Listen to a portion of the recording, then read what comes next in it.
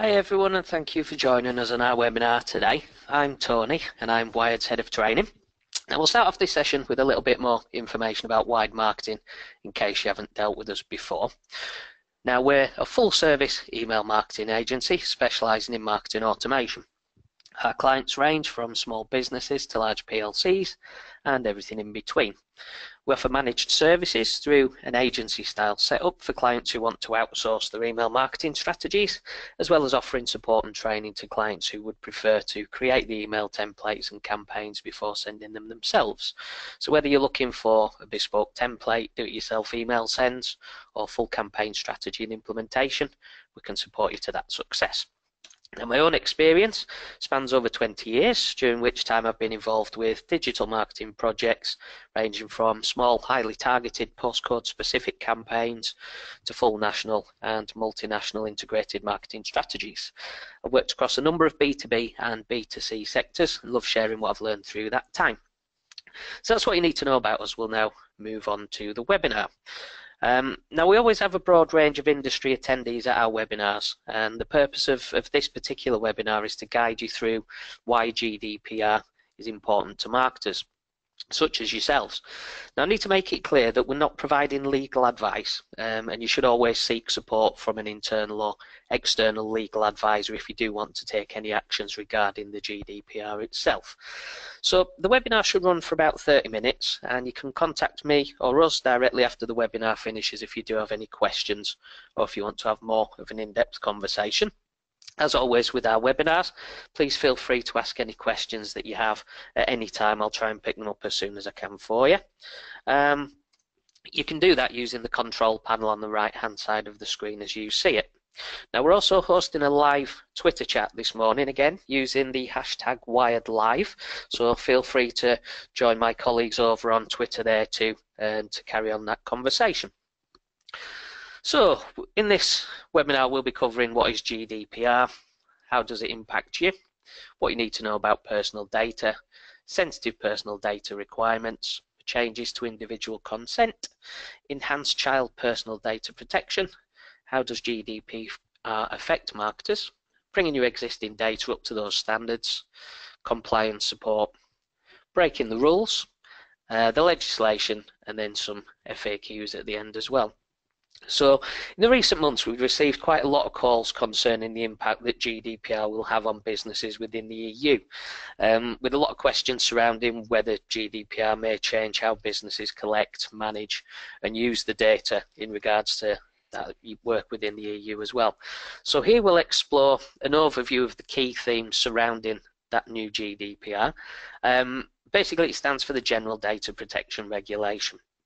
And helping organisations like yourselves to understand the new legal framework that's been issued in the EU and that will actually begin to apply in the UK from the 25th of May next year, so 2018.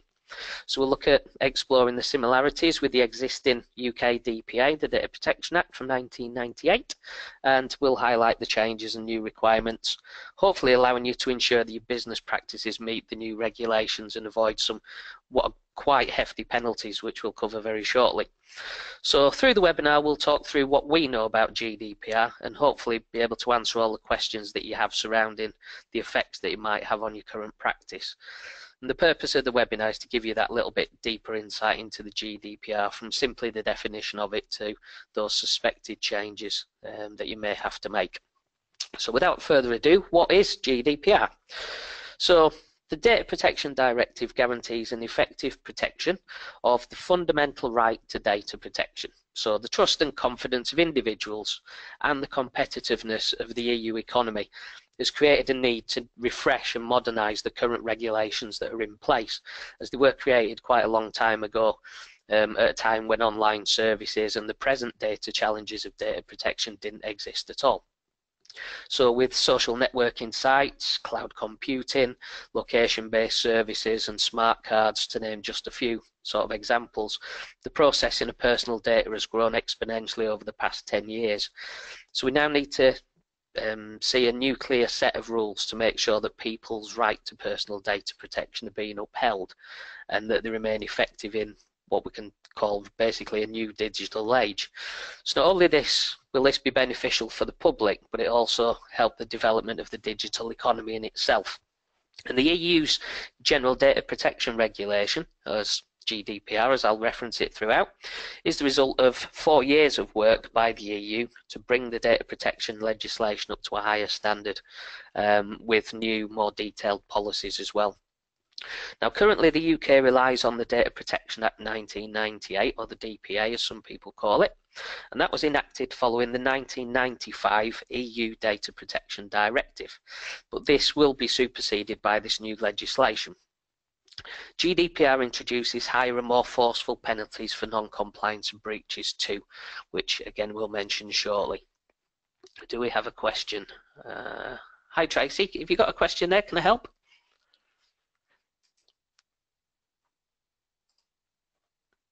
I'll keep an eye on the chat for you. So as I mentioned, what we're looking at doing is it's basically going to take over the DPA, and the GDPR does suggest that there might be some quite hefty penalties for any breaches. We have received questions. Only just yesterday we had a question come through actually, asking about whether Brexit and the decision to leave the EU will be affecting the GDPR, but the government have actually confirmed that it won't affect the implementing of this new data protection regulation, so it will still be in play. So Tracy, it'd be good to make notes as well, but we will be recording the webinar. Will be on our YouTube channel as well a little bit later on today, so it's entirely up to you, but yeah, hopefully that answers your question there. So moving on then, so how does the GDPR affect the organisation, particularly your organisations? As many businesses and service providers work beside the digital economy, it's quite crucial for them to remain at the centre of compliance, as you probably find already. Working with the government to uphold privacy and protection laws that ensure the safeguarding of that public data as well. If you currently work in relation to the Data Protection Act, which is in place now, it's highly likely that you'll also be subject to the new GDPR too. So similar to the Data Protection Act, GDPR applies to both personal data and sensitive personal data, and the principles remain the same, but they now have additional details and responsibilities. So GDPR will affect all businesses that use personal data from EU citizens. So if you collect email addresses and personal public details, then send to those contacts, you'll have to comply with the new GDPR no matter the location of your company. So even if you're not in the EU, if you're using data from there, you need to be working towards that regulation too. So what you need to know about personal data, again this is all data driven naturally. So as I mentioned, the personal data requirements are relatively similar to those found in the current 98 DPA. However, in the new GDPR specs, the information and definition of personal data has become a lot more detailed. It makes it apparent that even IP addresses can be deemed as personal data. So now the expanded definition of personal data provides quite a large range of personal identifiers that form personal data, and explores the related changes in technology and how organisations collect and collate the public information they gather too. Got another question? Okie doke. Great, thank you, Emily. Yeah, so yeah, as I mentioned, Brexit won't be affecting whether we have to adhere to the GDPR or not. It definitely will still be in place. Thank you, Oliver. Will Jersey, Channel Islands be affected by this new legislation? That's a good question. It's not one that I'll be able to answer now, Oliver, but what we'll do is we'll look that one up and we'll get in contact and let you all know whether that will be the case. I'm not 100% sure on that. I would have thought it would be, but that's just off the top of my head. Thank you, Steve. So my understanding is that if a person is using company email, this falls out of the GDPR. It is something we'll cover a little bit later in the webinar, is that, Steve? So hopefully I'll pick that up. If not, let me know towards the latter end. Hi, Guy. Thanks for your question. Does personal data include personal work emails? It will. Yes, it will. Anything that's deemed as personally identifiable information, or PII. So again, that will be able to be tied up with various other pieces of information to identify the individual. And thank you for your question, Samantha. Where can we find the new definition? We'll be giving you a link towards the back end with the full legislation and some more advice and some extra tips there as well. So hopefully that answers all the questions for now. So thank you for those, guys. So, as I was saying, so the new personal data does take into account changes in technology and also how we're collecting and collating the information we're gathering as well.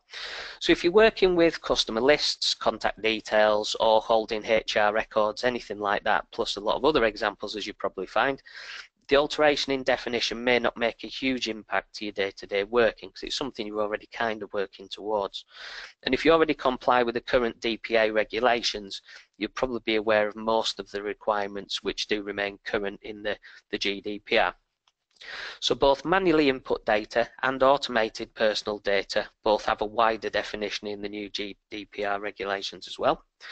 Within the new regs, you may be required to chronologically order manual data sets that contain personal data. So simply being unidentified by a name doesn't mean that data is not personal, and even the removal of potentially identifying tags from a data set may not make that data anonymous.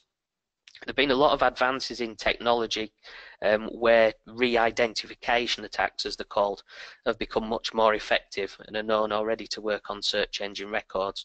So even though you may be able to remove certain names and that type of information, there are ways now that people can still be identified by things like IP address and various cookie information as well. So it's suggested that the term anonymous data should be specifically defined. It would also seem that the proposed regulation wouldn't encompass data that can't be linked to a natural person. However, if the term's not adequately defined, it may lead to flaws, and these could allow loopholes that could be used by controllers of the data to circumvent the proposed regulation. So anyone who's dealing with data is deemed as a controller of that data. The element of identifiability by third parties, which is part of the terminology they use, has quite a wide definition. They've done that intentionally so that if the controller of the data, i.e. us that are processing that data, is unable to identify a person, the situation where they may disclose data to a third party is also encompassed by that regulation. So moving on. Sensitive personal data requirements. So that's the second term I mentioned a little earlier. So this type of data is referred to by the GDPR as special categories of personal data. Categorization is similar to the rules of the DPA, but they've made a few small changes. So with GDPR, when they're processing genetic and biometric data to specifically identify an individual, then that would be included in special categories too. So again, they're taking into account the new types of information that we may be able to hold on contacts and our customers and prospects too.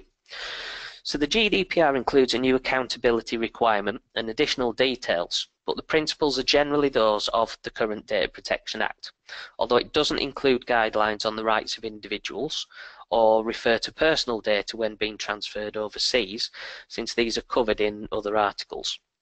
So with GDPR, there's an additional principle of compliance, and that best practice would be to document decisions taken regarding the processing of data. So the changes to individual consent. So this really does apply to marketers quite heavily. So although they don't clarify the difference, the GDPR refers to both consent and explicit consent. It also states that both types of that consent should be given as a clear intention of the individual's wishes and given freely in a specific and informed manner. So that's quite a big change there. Consent to them is defined as a freely given, specific, informed and explicit indication of wishes, either by statement or by clear affirmative action. So they're now having to actually make physical efforts to give consent, so ticking boxes, completing forms and sort of accepting that they will be given the data and consent to use that data. According to the proposal, it won't be a legal basis for data processing if there's a significant imbalance between controllers and data subjects, and they're basically saying that it's incumbent on the controller to prove that consent has been given. So we're now going to have to document when and how consent was given to us to use that data. A record has to be kept of how consent was made, as the GDPR states that it must be verifiable. They also say that silence or no response doesn't mean effective consent, and at any time the individual may withdraw their consent.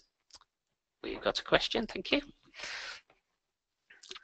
Hi Guy, thanks for your question again. How does this work if you're buying in email data lists? Is it dependent upon the data supplier to meet GDPR or the purchaser? As far as they deem it, it would be both sides, Guy. However, the ultimate onus, I suppose, will be where you're buying your data from, as long as they're a reliable source, so an approved data broker from the DMA, that sort of thing, they should already be complying to the GDPR itself. But you're assuming, I suppose, from their case that they've received that consent. Again, with it being quite a bit of a time till it comes into place, they may change how they work on bought data lists and purchased. They may expect you to also gain consent at some point, but again, it's all sort of up in the air as the bought situation at this point in time. So hopefully that clears it up a little bit. But yeah, the onus would be at some point the consent has got to be given, not just assumed. And then I suppose it'd be a case of maybe having a conversation with your data suppliers as to what they're doing to make sure that they're complying to the new regs when they come in as well. Thank you for that, Guy. So, as I say, records must be kept. They will be able to audit those as well once the effect comes into place. So what they're saying is when reliance is placed upon consent already given under the DPA or the EC Data Protection Directive, you'll need to review the process for valid consent to ensure compliance with the GDPR. So if compliance isn't met, then fresh consent needs to be obtained, and you can't process the data, and you'll need to cease processing data for anything that you don't have valid consent for. So again, it's a little bit up in the air as to what that means at this point in time, but it may mean that at some point when it comes in, everyone's going to have to re-consent for the data to be used. Again, I'm sure they'll clear that up as we get nearer the date. So in the Commission's proposal, legitimate interest pursued by a controller is one of the 6 grounds for lawfulness of processing. So the 5 others are consent, necessity for fulfilment of contract, legal obligation, necessary for vital interests of the data subject, and necessity for performance of a task in the public interest or official authority. We got another question. Thank you, Michelle. Hi, what about legacy data where the consent was not freely given for marketing consent? We have some 80,000 customers who we have a contract with to perform a service, but we can't demonstrate the opt-in for marketing purposes. How can this be done? Oh, hi, Holly. I think we're okay on sound. Can everybody just... Oh, it looks like we've lost sound. Is it everyone? Oh, you can hear fine. Thanks, Emily. It may just be a few then, so you may have to dial in if you've lost sound. Sorry about that. So going back to Michelle's question then. So the consent was not freely given for marketing. No matter the size of the list, Michelle, they are going to likely say that you'll need to be able to document that consent was given at some point in time, and you'll have to document that as well. So the advice there would be you're probably going to have to recontact all those 80,000 to regain consent, no matter how you need to do that, whether it's phone calls, whether it's email campaign. But yeah, you would, when the GDPR regs come in, you will have to be able to prove that consent has actually been given and not just assumed. Okay, thanks Guy, thanks Jed. So Tracy has a question. Our systems have a tick box field for opt-in, yes or no? So we also need to record how, for example, if this was during phone call. Yes, that would be the case as well, Tracy.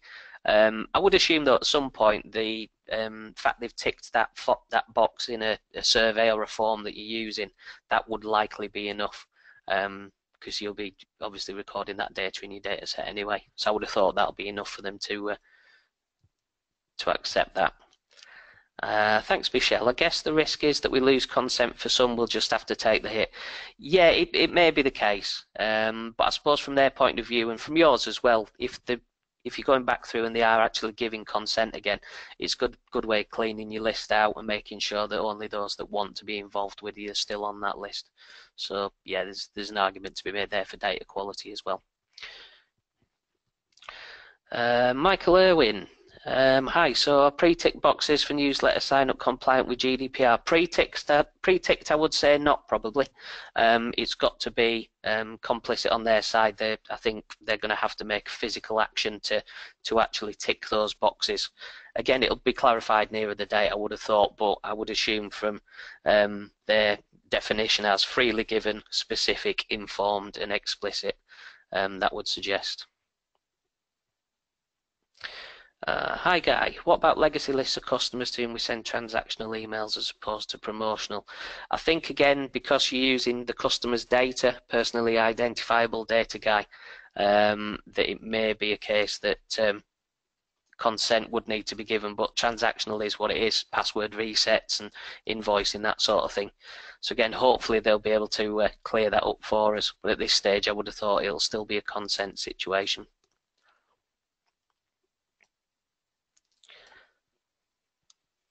Hi Warren, thank you for the comment. The DMA released a statement in January saying that providing unsubscribe was enough. It may be the case, that's the current situation though.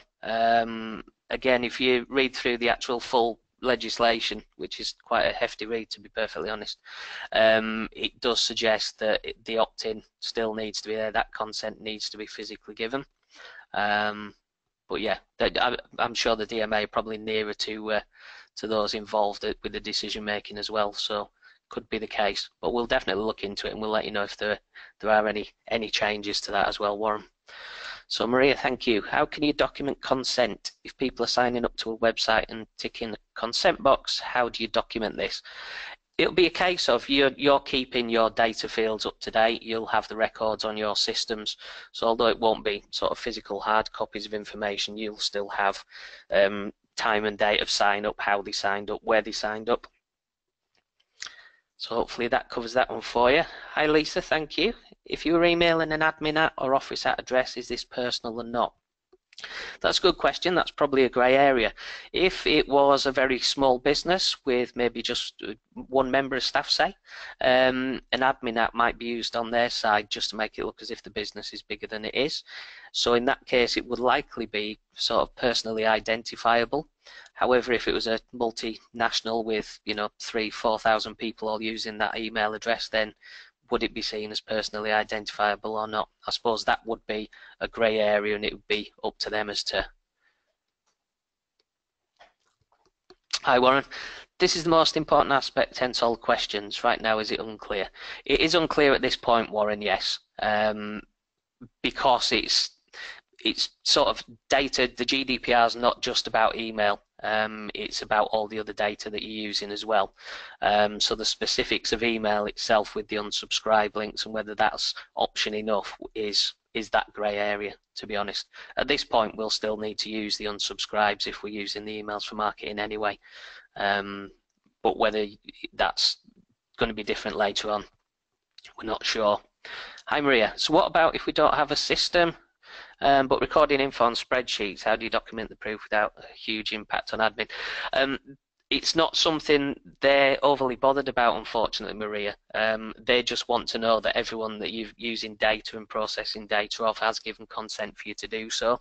It may be a case of having to look at maybe new systems, which obviously comes at cost and effort and time as well. It's a difficult one, that one. But at some point it will have to be documented somehow. Maybe if you can automate that somehow if they're coming off website. Hi Guy, yep, traditional letters. So what about sending traditional letters? Yep, if you're using the data still needs, consent still needs to be given. Hi Tanya, thanks for your question. I work in the travel industry. If a customer's bought a holiday, if they haven't signed up to our newsletter, do we still have the right to send them service emails? I presume so. Yes, Tanya, because at some point they will have given you consent to use that data to, in that case, send email or send a newsletter, you'd still be fine to do that as long as you're gaining that consent. So thank you again for the questions there, guys. So, as we were saying, there are certain circumstances where the proposal allows exception to the rules. So, for example, when the controller is simply processing data as part of data retention to comply with the legal obligations, it can't be for their perceived legitimate interest. There are also claims that the exception should include legitimate interests of a third party as well, but that would undermine the effect of the limitation, since a reasonable person might expect that the data was only being collected for a specific purpose. Oh, we've got a hand up. Thanks, Dave. Okay. Right, so, sorry, I've just got errors coming up saying I've got lots of questions, but I think I've answered everything, so please let me know if I've not. Thank you. So, moving on then, the enhanced child personal data protection. So to increase the protection of children's personal data under the new provisions of GDPR, you need to ensure that the privacy notice is written in very simple and clear terms that the child would comprehend if you're offering services directly to children. You'll also need to obtain consent from a parent or guardian to process a child's data when targeting online services at children. That's categorised as an information society service under the GDPR. Now, parental or guardian consent excuse me, for access to online services is required for children under 16 years of age, although member states can legally set this at age 13 and under if they wish. Internet services provided on a chargeable basis and at the user's request will come under the category of those information society services. So when the processing is in relation to counselling or preventative services being directly offered to a child, then parental or guardian consent isn't required. So that's just strictly for those situations. Where children's personal information, so where children's personal information is being used for the purposes of marketing and potentially creating online profiles, then GDPR places emphasis on the significance of protection. I have got another question. Okay. Hi Jed, thank you for that. Under 18s are our core clients. We would need the parent's active consent. Yes, that would be the case, Jed, unless, as I said, you're dealing with counselling or preventative services. So, and thank you, Tanya. So that would mean we'd have to ask them on the phone for consent, send them service emails. Potentially, you would need to ask for consent at some point. So thank you again. So we now move on to the right to erasure or the right to be forgotten. There was a case brought against Google Spain by a Spaniard in the name of Mario Costella Gonzalez, and it confirmed the principles of the GDPR. So it means consumers have the right to be forgotten or erased from the databases of companies that hold the personal data, provided that there are no legitimate grounds for retaining it. The right to be aware of when your data is hacked is also a crucial part of the GDPR, and again something that they've highlighted. Businesses and organisations are required to notify the National Supervisory Authority of any serious data breaches immediately. They do actually say up to 72 hours, but immediately is obviously better for everyone concerned. And that ensures that users are then able to take appropriate measures. This right has two aspects. The first is that the subject of the data has the right to have the data deleted when the controller doesn't have any other further reason to process the data or if they're in breach of the regulation. The exceptions to this being when it's necessary for the right of freedom of expression or if it's to meet the legal obligations of the controller for data retention purposes. The second is that when deletion is requested and controllers have made personal data public, they need to take all reasonable measures to inform third parties who are processing the subject's data in publications for which the controller is responsible. So in an online environment, this should contribute to meaningful erasure in their eyes. It's also expected that there'll be certain exceptions, such as when data is maintained for proof. So in this instance, where there'll be restrictions on the processing. Also where records are held in the public interest, such as for public health or held for legal obligations and research. I've got another question, thank you.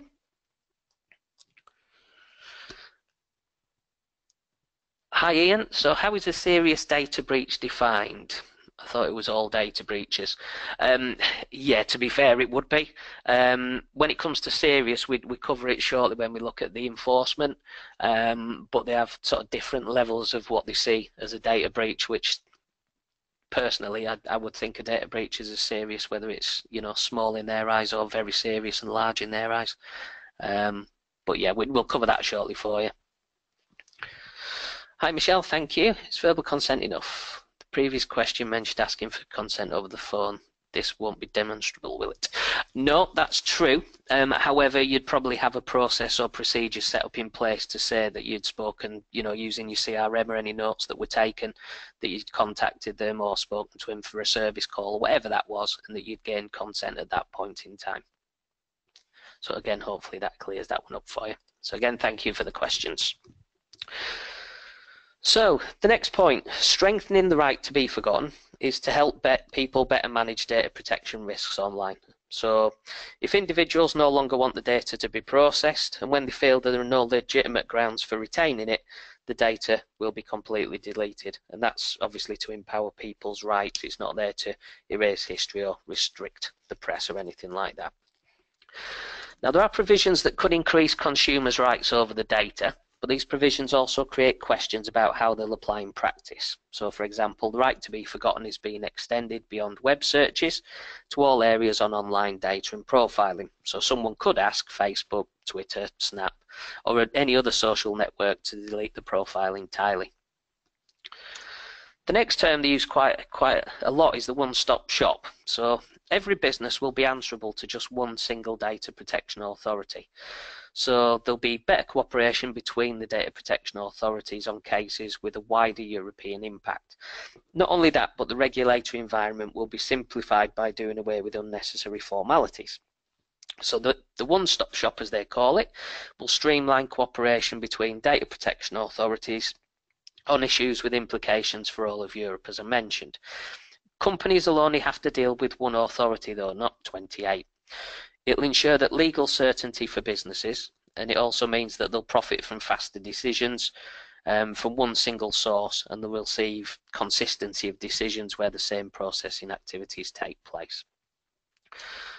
So we come to how does it affect marketers. So in the UK, importance will be placed on the way that the ICO, the Information Commissioner's Office, interprets and applies the law, which is why some of the areas are still a little bit grey, unfortunately. What's understood at present is that any attempt to identify individuals by appending extra information to what, as they call it, pseudonymous data, won't be allowed unless the individual has given consent. So under the EU Privacy Directive, marketers are only allowed to send email to people who've opted in to receive messages. GDPR specifies the nature of consent required for commercial communication. So to be compliant with GDPR, brands need to collect affirmative consent, as I mentioned before, that is freely given, specific, informed and unambiguous, and that is with effect from May 2018. GDPR also requires that the sign-up process needs to inform them subscribers about the purpose of collecting the personal data and the brand that's collecting the consent too. So under GDPR, some methods previously used by marketers to grow the databases won't any longer be compliant. So for example, someone leaving an email address when they're downloading a file needs to be made aware that you will be using that personal information to send marketing messages. And they're saying it will be illegal to add those email addresses to your emailing list if they didn't agree to the use of personal data for marketing. Have we got another question? Oh, thanks, Sarah, you can hear. Brilliant. Thanks for letting me know. So, as I say, it's all about that consent, going back to consent. So how will the data protection reform encourage innovation in the use of big data? So according to some estimates, the value of European citizens' personal data could grow to nearly €1 trillion annually by 2020. The new EU rules offer flexibility to businesses, also at the same time protecting individuals' fundamental rights as well. So data protection by design and by default will become an essential principle within the GDPR policies. It will incentivise businesses to innovate and develop new ideas, methods and technologies for security and protection of that personal data. Businesses will have incentives to use techniques such as anonymisation, so removing personally identifiable information. As they call it, pseudonymisation, which is replacing personally identifiable material with artificial identifiers. and encryption, so encoding messages so only those authorized can read it, and they're all there to protect the personal data.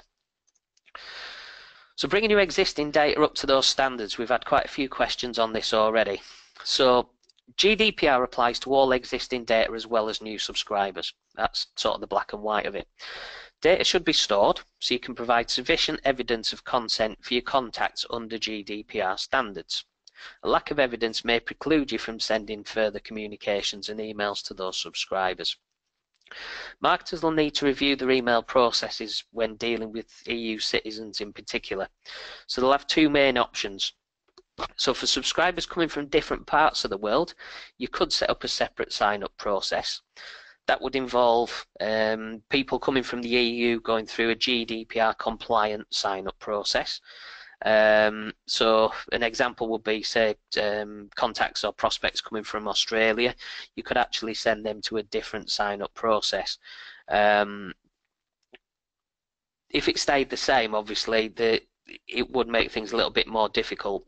Sorry, make things a little bit easier, but then the Australian sort of part of that audience would have to be going through a lot more hoops than necessary, which could cause a little bit of friction. So if you're keeping things the same, sorry, if you're splitting them up, a significant drawback to it would be related costs and complexities of running separate lists and separate collection methods. The second option, as I mentioned, is to ensure your entire database is up to the standards. So adapting your opt-in processes to meet the EU requirements. If somebody was coming from somewhere else, say Australia, it could slow that list growth in the short term. Obviously, that's outweighed by the benefits of improvements to list quality and ensuring that email only goes to subscribers who want to really hear from you. So I suppose they're the options. So split the separate sign-up processes up if you're dealing with different areas of the world, or keep one entire database and potentially slow your list growth a little bit. So it'll be important to undertake regular reviews of data to eliminate the risk of sanctions, which we'll come to very, very shortly. Allow action to be taken regarding any issues and remove the need for a full data cleanse. It might also be useful to obtain advice on the use of data and improvements to data protocol from a qualified third party as well. So again, it's not a case of you may be able to deal with everything by yourselves. There may be situations where you need to use third parties that are a little bit more au fait with the situations. So at times it might be necessary to contact customers to update consent levels and to ensure compliance with the Act as well. It could also be used as an opportunity, though, to improve your market knowledge, find out more about your customers, and maybe even make further direct offers to them as well. So it's not a case of if you've got a massive list that you just have to go out to them all and just request consent. You could do it as a natural part of the sort of communications program that you've got in place and your strategies as well. So as I mentioned, just briefly, potentially looking at third parties and a little bit of support with the compliance. So to ensure compliance with the GDPR, it is advisable to seek support from established, reliable sources, as a lot of brands sort of fail to understand the complexities and how it exactly relates to them. And again, from sort of our situation, that's quite difficult as well, with us dealing with so many different companies from so many different industries. But when you're looking for support, you need a reliable source. That's the first thing.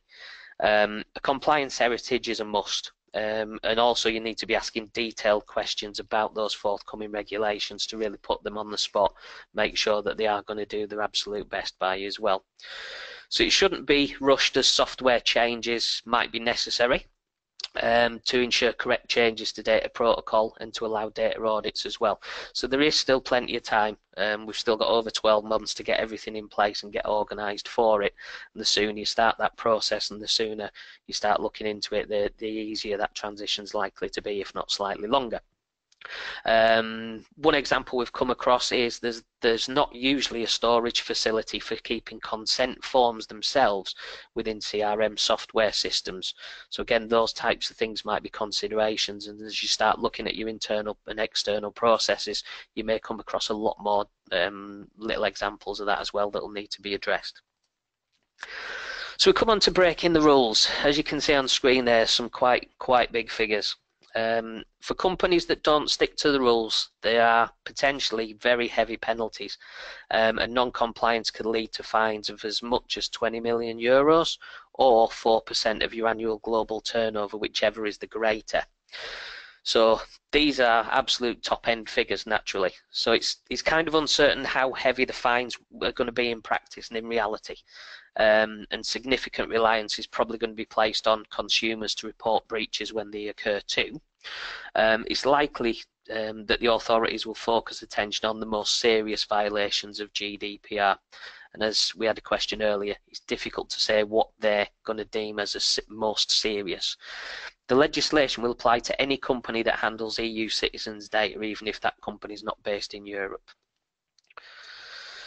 So the GDPR will introduce significant changes following these concepts, as you'll see on screen. So first is transparency and consent. So permissions must be given for the use of information provided, and individuals need to consent to the sharing of the personal data. The GDPR requires for consent to be unambiguous and not to be assumed from inaction, so any silence or inaction as well. That means that many data protection notices will also need to be amended. We've got the children and consent side. So online services which rely on consent to processing will now need verifiable parental or guardian consent for the use of the child's personal data. They're saying that member states are free to set their own rules for those aged 13 to 15 inclusively. If they choose not to, parental consent is required for all children under 16. Regulated data. So the definitions of personal data and sensitive data have been expanded, as we covered. So for instance, the latter, sensitive data, now includes genetic and biometric data, as we mentioned previously. Pseudonymization. So this is the privacy enhancing technique where information that allows data to be attributed to a specific person is held separately and is subject to technical and organizational measures to ensure non-attribution. Personal data breach. So this is a new security breach communication law that will be introduced for all data controllers regardless of their sector. Data protection by design and accountability. So organisations are required to adopt significant new technical and organisational measures to demonstrate the GDPR compliance and can be subject to investigation and display of evidence at any given time. So again, that goes back to a couple of the questions that we've already had, that they're not overly fussed on how much effort or time or how much cost you're going to have to go through to get these the systems and the data up to their standards. They're just expecting it to be done, otherwise there's potential of those fines. Enhanced rights. So data subjects are given substantial rights, including the right to be forgotten, data portability rights, and the right to object to automated decision making. Supervisory authorities. So regulatory oversight of data protection will change significantly. That will include the introduction of a new lead authority for certain organisations as well. So this is the link to where you can find out a little bit more information about the GDPR. It's a PDF download for you there as well. The document provides a breakdown of the current draft of GDPR. Also evidencing the difference between the old and new policies. So if you're a large organisation that might be affected by it, this might be a document that you forward on to your legal department too. Hi, a question from Amy. Thanks, Amy. Are all of the rules the same for B2B and B2C? My customers are all B2B. Yes, Amy, if there is anything that's personally identifiable within that B2B data, then yes, it would be deemed as that. Hi, Tracy, thank you. Just to confirm, are we unable to email B2B if email is first name dot last name at company name? Many email platforms do not allow mass emails to info@admin. Yeah, that's very true. A lot of systems might limit you to send to those distributions. Yes, if it's a first name dot last name, then to them it would be personally identifiable data again. So again, there'd be a case of maybe some consent being required. I know it's slightly different at the moment if for various reasons you may be emailing companies blind without consent, but again that would be a situation where you might need to speak to one of those maybe reliable third parties that have gone into it in a lot more detail, and maybe a legal advisor on it too. But I would assume because it's personally identifiable, then yes, it would be also coming under that that GDPR. So as I say, that document's there. We'll have that link up on the YouTube channel later on today as well if you want to reference it a little bit more. The full documentation and legislation and regulations are actually online as well. We'll make sure we put a link up under our YouTube video to take you through to that as well. It does make for interesting reading. It's good 90 pages long, but it may give you a little bit more insight as well. No, you may not be able to use the link as it is at this point, Michelle, but we'll make sure it's definitely on the YouTube channel later and you'll have live links underneath. Hi Dale, thank you for your question. If I'm using an API to obtain data, for example Twitter, where does the responsibility lie? Again, because you're taking the data itself, they won't necessarily be giving consent, so you need to make sure that at some point that consent is being given to you. Hi Tanya, we won't send the presentation out, but you will be able to see it on the YouTube channel later on today.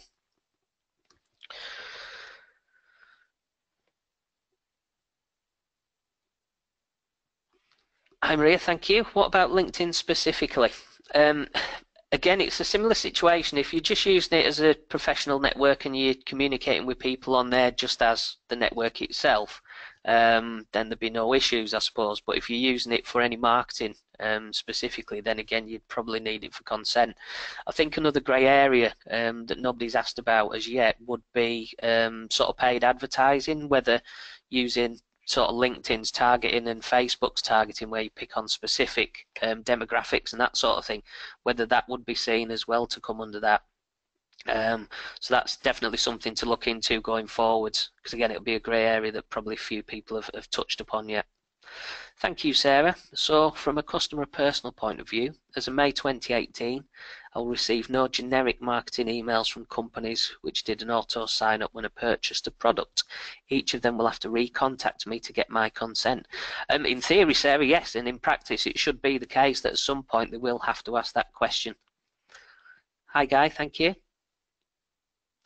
That question on social media, what about posts, tweets to your followers or likes? Does following, etc. imply consent? In their eyes, I'd probably say not. Again, you're giving consent to see the post that you're putting out, but to actually use it for marketing, you'll probably be needing to gain consent. But as I say, that's why it's a little bit of a grey area on the social channels. But again, hopefully they'll be able to clear that up, or if not, the ICO will definitely clear it up for us. Hi Lisa. If a company told us we could email their employees with identifiable emails, would we still need individual consent? Yes. That consent needs to come from the individual. So we're coming towards the end of the webinar anyway, so thank you for your questions. But yeah, if you do have any more, please feel free to pitch them up there. We hope that you found it helpful, although as I say, there are still a few grey areas there that we will like to try and clear up as we get a little bit nearer the launch date, so to speak. But hopefully you'll see a little bit more as to how it might affect you going forwards, and maybe start thinking about it early now rather than waiting till the last minute next year. Again, I just want to mention for anyone that's come into the webinar a little bit later on and missed sort of our disclaimer, if you will, at the start, it's not been legal advice. It's basically the webinar's been about offering a little bit of support and sort of giving you a little bit of insight from how we see things changing. If you do have any concerns or you want to make any changes, please do deal with maybe an internal or an external legal advisor again, because those fines are really going to be quite large. So again, we don't want you to sort of take everything as gospel. You need to speak to the experts to make sure that you're completely up to speed with everything when it does hit us. Thank you, Steve. You're very welcome. So does anybody have any other questions that you haven't already asked, or any comments that you'd like to make?